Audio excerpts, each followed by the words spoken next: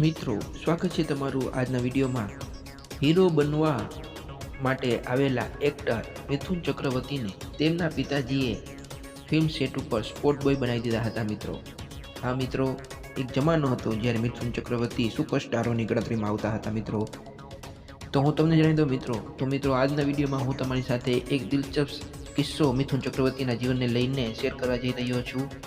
સાલ 1980ની અંદર ફિલ્મ હમ પાંચ આવી હતી મિત્રો। આ ફિલ્મની અંદર મિથુન ચક્રવર્તી, નસરુદ્દીન શાહ, સંજીવ કુમાર અને રાજ બબ્બર સાથે આ ફિલ્મ ભલે બોક્સ ઓફિસ ઉપર બહુ ન ચાલી હોય મિત્રો, પરંતુ આ ફિલ્મના સેટ ઉપર કંઈક એવું થયું હતું જે જાણીને તમે આશ્ચર્યમાં પડી જશો મિત્રો।